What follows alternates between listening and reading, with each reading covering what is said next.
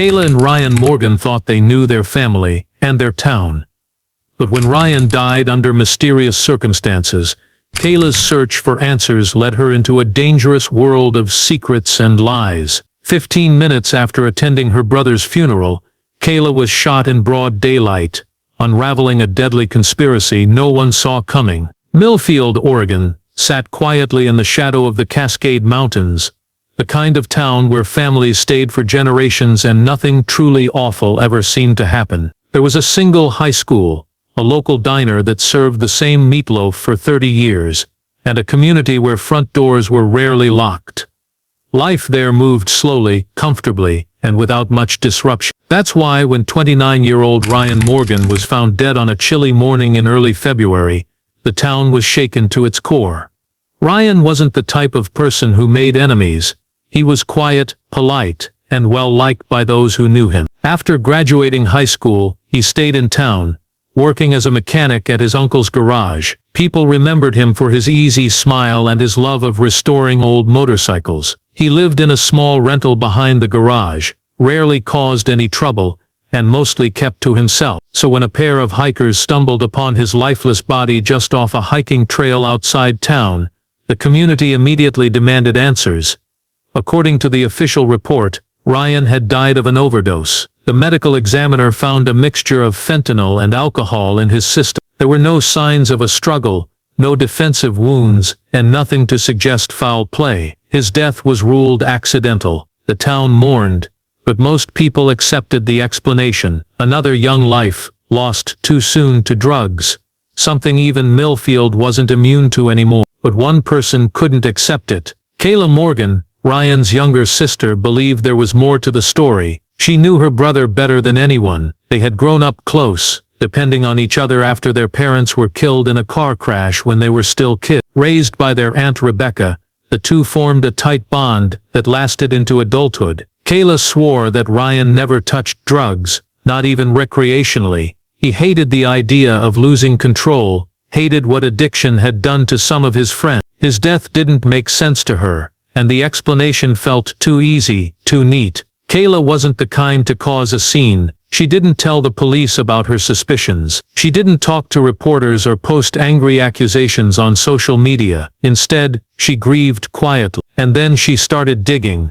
On the surface, she resumed her normal life, working as a freelance graphic designer, attending small gatherings with friends, and helping plan Ryan's funeral. But behind closed doors, she was meticulously reviewing everything she could find about her brother's final days. At first, she thought maybe he had been struggling with something privately, depression, anxiety, something he hadn't told her. But the deeper she looked, the stranger things became. There were gaps in his schedule, withdrawals from his bank account that didn't make sense, a few odd text messages that seemed out of character. It was enough to convince her that something was wrong, that Ryan didn't overdose. He was silent. To the rest of the town, Ryan Morgan's death was a tragic accident, but to Kayla, it was the beginning of a puzzle, one that would lead her down a dangerous path. And though no one knew it yet, that quiet February morning marked the first crack in a carefully constructed lie that had hidden beneath the surface of Millfield for years, a lie that someone was willing to kill to protect. The morning of Ryan Morgan's funeral was overcast, with a steady drizzle falling over Millfield. Friends, neighbors, and relatives packed into St. Augustine's Church to pay their respects. The scent of wet pine mixed with the faint aroma of candles as mourners filed into the wooden pews, some clutching tissues, others just looking numb. A framed photograph of Ryan stood at the altar, his easy grin frozen in time. Beside it, a bouquet of white lilies sat in silence, marking the life of a man whose death still didn't quite make sense to some. Kayla sat in the front row, flanked by her aunt and a few distant cousins. Her face was pale but composed, her eyes red from nights of lost sleep. She had organized every detail of the service, from the choice of flowers to the selection of music, and now sat still, hands folded in her lap, listening to the quiet murmur of the priest's voice. No one noticed the USB drive tucked in her purse or the notepad covered in her meticulous handwriting. Even today, on the day she said goodbye to her brother, Kayla's mind wasn't at rest. She was still searching. The funeral proceeded like so many others in small towns. Words of comfort were spoken, memories shared and prayers offered. A few of Ryan's friends spoke, remembering how he used to fix their cars for free, or how he never missed a local softball game. Kayla didn't speak. She hadn't wanted to. Her grief ran too deep, and her suspicions sat like a stone in her stomach. She didn't trust herself not to say too much, not yet. After the final hymn played, the casket was wheeled out to the hearse. Kayla followed quietly, her coat drawn tight against the cold. She stood at the edge of the church steps, watching as the vehicle pulled away toward the cemetery. Then, without speaking to anyone, she turned and began walking across the parking lot toward her car. It was a brief moment of solitude, the only one she'd had all. 15 minutes later, the silence shattered. Two sharp cracks echoed through the lot, startling nearby mourners, still lingering outside the church. At first, no one understood what they were hearing. Some thought it was a car backfiring. Others froze. Then came the scream. Kayla Morgan was lying beside her vehicle, her coat stained dark red, her purse spilled across the asphalt. She had been shot twice in the chest and shoulder, collapsing beside the driver's door before she could even reach for the handle. Paramedics arrived within minutes, but it was too late. She was pronounced dead on the scene. Panic rippled through the crowd. First Ryan, now Kayla. Within the same month. It didn't feel like coincidence. Police cordoned off the area, questioning anyone who had been outside, checking security cameras from nearby buildings. But no one had seen the shooter. No one had seen a weapon. There were no signs of a struggle, no shouting, and no clear motive. Her wallet and phone remained untouched, ruling out robbery. At first, investigators considered the possibility of a random act of violence. Wrong place, wrong time. But that theory didn't hold for long. Someone had waited. Someone had chosen that exact moment, just minutes after the funeral ended. It wasn't random, it was a mess, one that would lead detectives down a path filled with secrets, deception, and a family history more tangled than anyone had imagined. Kayla Morgan's murder sent shockwaves through Millfield that didn't fade with time. Two siblings, both dead within weeks of each other. First Ryan from what was ruled an overdose, then Kayla, gunned down in broad daylight outside the church where his funeral had just been held. The town, already unsettled by Ryan's sudden death, now found itself gripped by fear. People whispered in diners and hardware stores, questioning whether something more sinister was unraveling in their quiet community. The Morgan family, once regarded as quiet and respectable, now seemed to be at the center of something dark and dangerous. The initial days of the investigation yielded little. Police combed the parking lot for shell casings and scoured nearby surveillance footage, but the killer had moved quickly and cleanly. The shots had come from a distance, and the weapon, likely a handgun fitted with a suppressor, had left no shell casings behind. Witnesses described hearing two sharp cracks but saw nothing of value. The killer had disappeared as quickly as they came, leaving no trace, only question. Detectives began their inquiry, the way they always did, by starting with the victim. They interviewed Kayla's co-workers, friends and extended family. No one reported any threats, suspicious behavior or enemies. By all accounts, she had been quiet, kind, and focused on her freelance design work. She had no criminal history, no known connections to anyone who would want her dead. There were no jealous exes, no unpaid debts, no troubled relationships. On paper, she was just another young woman trying to rebuild her life after losing her brother. But when investigators examined her apartment, they found something that changed everything. Her laptop sat on the kitchen table, still open. At first glance it looked like a typical home office setup: design programs, emails from clients, drafts of marketing material. But buried inside her personal folders was one labeled simply Ryan. Inside were over 100 files, screenshots, PDFs, bank statements, photographs and pages of handwritten notes scanned into digital form. What began as a simple check of her computer turned into the first real clue in both deaths. Kayla had been investigating her brother's death long before she died. She had collected everything she could find about Ryan's final days, his phone records, texts, credit card activity, and even CCTV feed captures from around Millfield. She had also requested his bank statements, which showed a disturbing pattern: large deposits made into Ryan's account in the months leading up to his death, amounts that didn't match his income. There were frequent cash withdrawals and strange payments to unfamiliar names. Something wasn't right. Detectives realized that Kayla hadn't just suspected foul play. She was building a case. She was documenting a timeline, mapping relationships, following transactions, and crucially, she was doing it alone. She hadn't shared her suspicions with anyone, not her friends, not even law enforcement. What she'd uncovered was still incomplete, but it was enough to suggest that Ryan's death hadn't been accidental.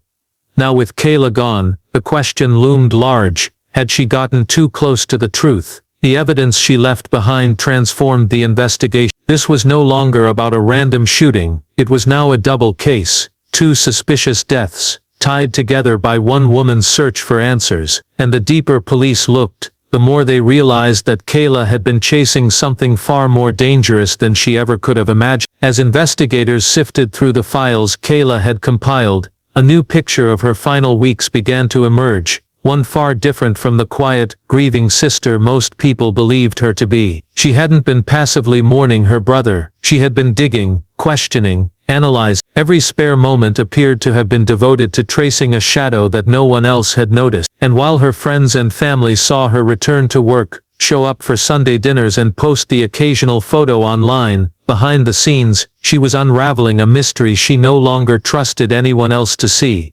She had kept her investigation meticulously organized. Each document had been labeled and time-stamped. In one file she had recreated Ryan's movements for the final 10 days before his death. Phone pings, ATM withdrawals, credit card purchases. She'd even tracked the locations of his Venmo payments and linked them to specific businesses in town. In another folder, she kept scanned copies of handwritten notes where she'd speculated about names, connections and possible motives. It was clear she had begun to suspect something criminal and organized. One of the most compelling discoveries in Kayla's research was a set of wire transfers made under Ryan's name. The amounts were far larger than anything he should have had access to. He had never earned more than $40,000 a year at the garage, yet in a 6-month span, over $300,000 had passed through his account. Some of the money was quickly withdrawn, some was routed through obscure payment services, and some had ended up in offshore accounts registered to shell companies in the Cayman Islands.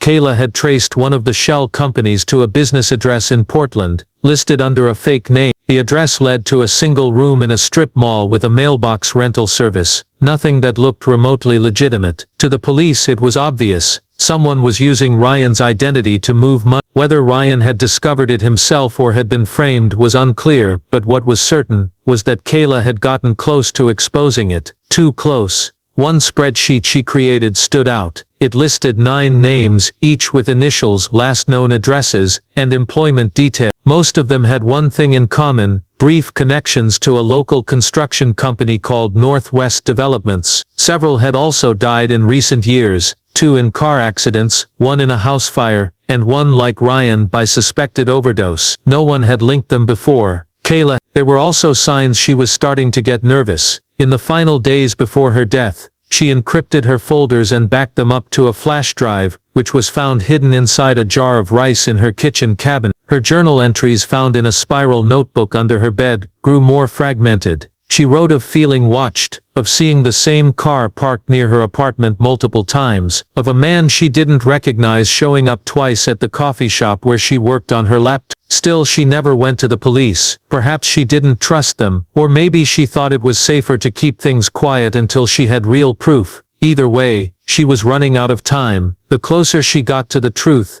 the more dangerous her investigation became, and someone had made sure it ended before she could share what she found. The deeper investigators delved into Kayla's files, the more tangled the threads became. One lead in particular began to stand out: the construction company that appeared repeatedly throughout her research, Northwest Developments. On the surface it was an ordinary business, a mid-size contracting firm that had operated in Millfield and neighboring towns for nearly a decade. They built homes, renovated old buildings, and sponsored Little League teams. Their trucks were a common sight around the region, often parked outside job sites with their green and white logo plastered on the sides. But beneath that polished exterior, Something wasn't right. Several names on Kayla's spreadsheet had been former employees or contractors for Northwest Developments. Some had only worked there for a few weeks before abruptly leaving, or in some cases dying under mysterious or tragic circumstances. The deeper investigators delved into Kayla's files, the more tangled the threads became. One lead in particular began to stand out: the construction company that appeared repeatedly throughout her research, Northwest Developments. On the surface it was an ordinary business, a mid-sized contracting firm that had operated in Millfield and neighboring towns for nearly a decade. They built homes, renovated old buildings, and sponsored Little League teams. Their trucks were a common sight around the region, often parked outside job sites with their green and white logo plastered on the sides. But beneath that polished exterior, something wasn't right. Several names on Kayla's spreadsheet had been former employees or contractors for Northwest Developments. Some had only worked there for a few weeks before abruptly leaving, or in some cases dying under mysterious or tragic circumstances. It was a pattern no one had noticed before. The company's records were vague, pay stubs were missing, tax filings were inconsistent, and several listed addresses for employees that didn't exist. To investigators, it looked like a ghost operation, using fake workers and real identities to funnel money through the business and into offshore accounts. Ryan had worked for Northwest Developments briefly the year before he died. According to Kayla's notes, he took a job there after leaving the garage, but never told her much about it. He only stayed for about 6 weeks before quitting without explanation. After that he had returned to his old job, but something about him had changed. He was quieter, more distracted. Kayla had written in her journal that he seemed tired all the time, and paranoid about small things. She chalked it up to stress, but now investigators saw it differently. It was likely that Ryan had discovered something while working for the company, something he wasn't supposed to see, perhaps a falsified invoice, a payroll sheet with names he didn't recognize, or maybe even a financial transaction that didn't add up. Whatever it was, it had clearly spooked him enough to walk away, but walking away may not have been enough. Bank records showed that after he left the company, money continued flowing through his account, deposits in his name, transfers he never authorized. It seemed someone had kept using his identity long after he was gone. This made the overdose ruling even more suspicious. If Ryan had threatened to report what he knew, or had simply become a liability, then his death may have been far from accidental. The construction company itself was a maze of legal protections. It was owned by a holding group with ties to other companies throughout the Pacific Northwest. All were registered under different names, using legal loopholes to avoid scrutiny. No one person appeared on the records more than once. No direct connection to criminal activity could yet be proven, but every time investigators tried to pull back a layer, they ran into another wall. It was clear someone had built the perfect cover, and Kayla had been chipping away at that cover piece by piece. She had identified connections no one else had seen. She had tracked financial irregularities, uncovered false employee records, and even highlighted real estate deals that looked like money laundering fronts. She was getting close, dangerously close. The pieces were starting to fit together. Northwest Developments was more than just a company. It was the center of something larger, something designed to hide money, erase identities, and silence anyone who asked the wrong questions. Ryan had seen too much. Kayla had gone even further, and now both were gone. Detectives turned their attention fully to Northwest Developments. Now convinced it was the center of the web Kayla had been unraveling. From the outside, it still looked like a legitimate operation, active job sites, a functioning website, clean financial statement. But as investigators dug deeper, they began to see the gaps Kayla had already flagged, most notably a troubling pattern of properties purchased and sold under shell companies, sometimes flipped within weeks for suspiciously inflated prices. It was classic laundering behavior, hiding dirty money beneath layers of paperwork and seemingly normal business transactions. The name Carl Whitmore appeared repeatedly in connection to the company. On paper he was listed only as a senior project manager, but witnesses, former employees, and internal emails told a different story. Carl was in charge. He made hiring decisions, approved budgets, and handled most of the major property deals. Yet despite his position, he kept an unusually low public profile. There were almost no photos of him online. He didn't attend company events, and while he lived in Millfield, no one seemed to know much about him beyond his work. Carl had no prior criminal record, but he had a history of moving from town to town every few years, always attached to a different company that shut down or changed ownership shortly after he left. Several of these firms were later discovered to have questionable accounting practices or unpaid taxes. It was a trail of unfinished business and untraceable money, but nothing had ever stuck to him. Now, with Kayla's notes pointing in his direction, police began building a timeline of his movements. One entry in Kayla's journal stood out.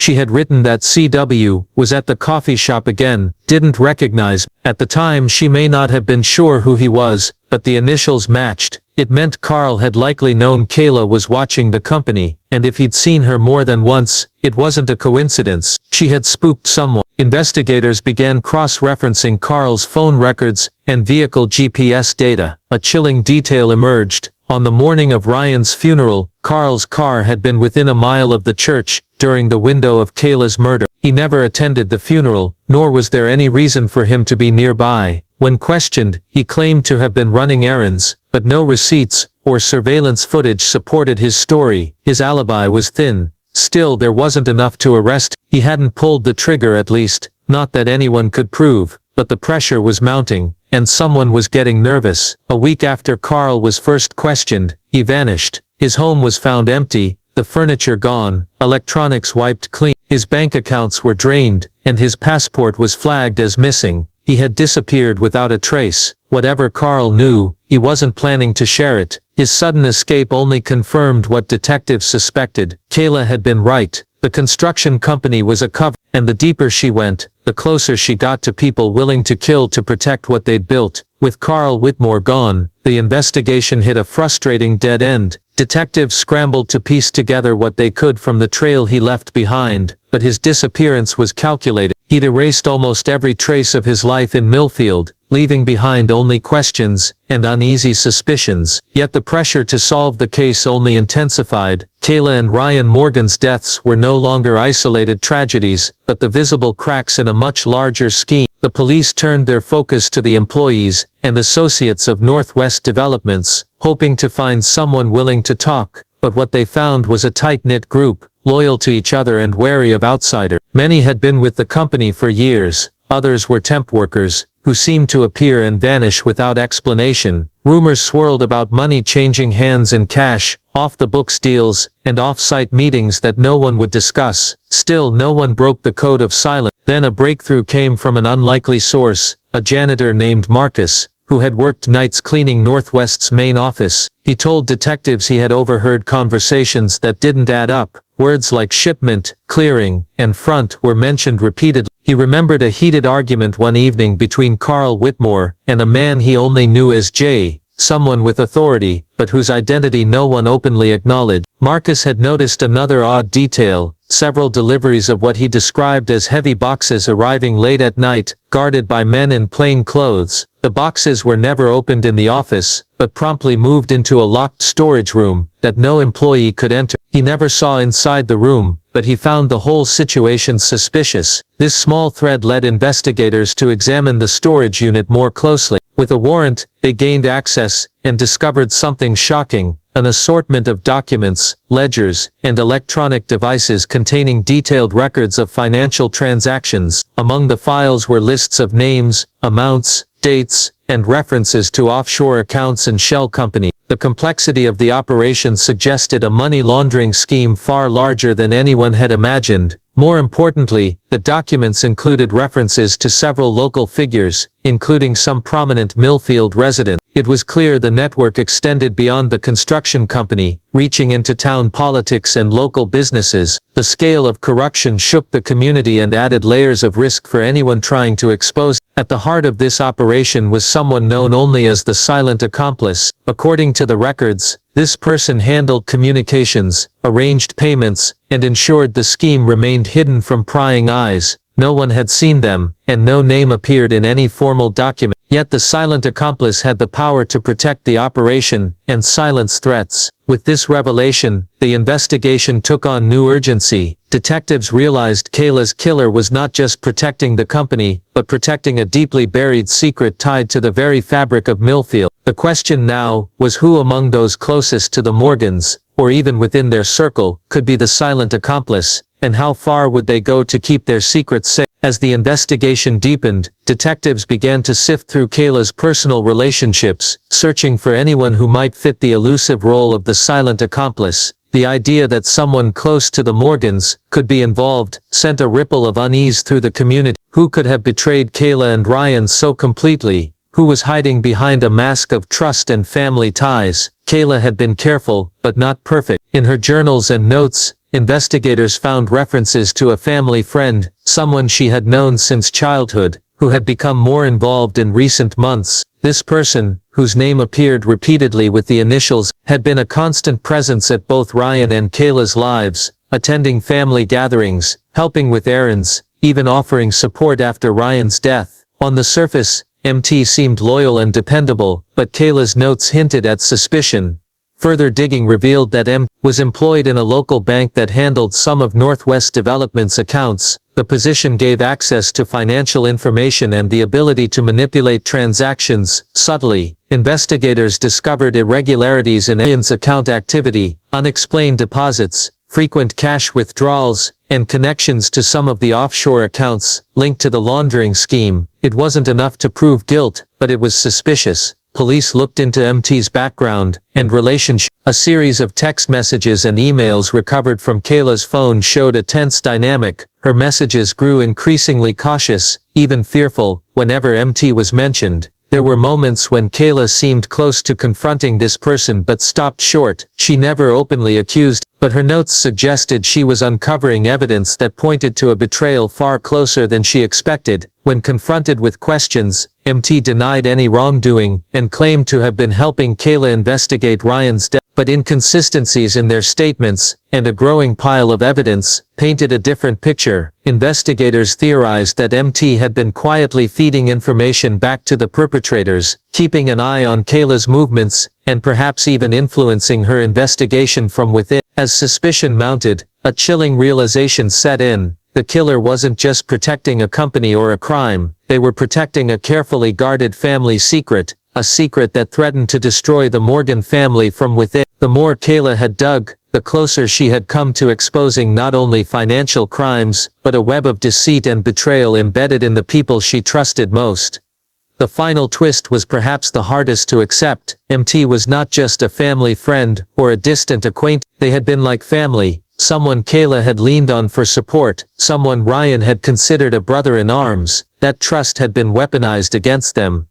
With this new lead, the investigation took a dangerous turn. The silent accomplice was no longer a shadowy figure far removed from the Morgans. They were someone who had lived alongside them, hidden in plain sight, and with their identity uncovered. The stakes had never been high. The question remained, how far would this person go to keep their secrets buried? And would justice ever reach the heart of Millfield's darkest betrayal? The revelation that MT, the trusted family friend, could be the silent accomplice sent shockwaves through the investigation, and the Morgan family alike. Detectives now understood that the betrayal was more personal than anyone had imagined. It was no longer just about money laundering or corporate deceit. It was about a carefully concealed betrayal woven deep into the fabric of Kayla's life. But proving MT's involvement was another matter entirely.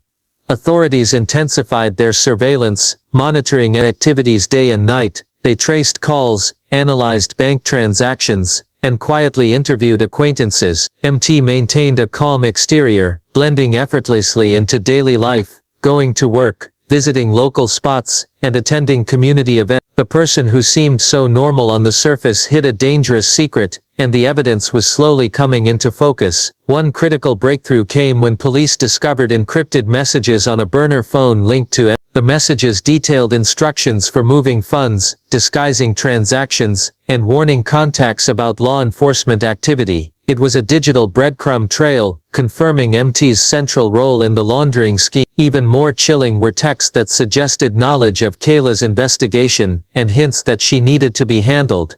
Despite mounting evidence, MT had managed to maintain plausible deniability. The bank where MT worked claimed no irregularities, and colleagues described as professional and trustworthy. Family members refused to believe their loved one could be involved, deepening the emotional stakes. Meanwhile, investigators uncovered the full extent of the financial operation. Millions of dollars had been funneled through shell companies, disguised as construction expenses, and laundered through multiple bank accounts. The money trail led to offshore accounts and investments in luxury properties far from Millfield, all under names that concealed the true owner.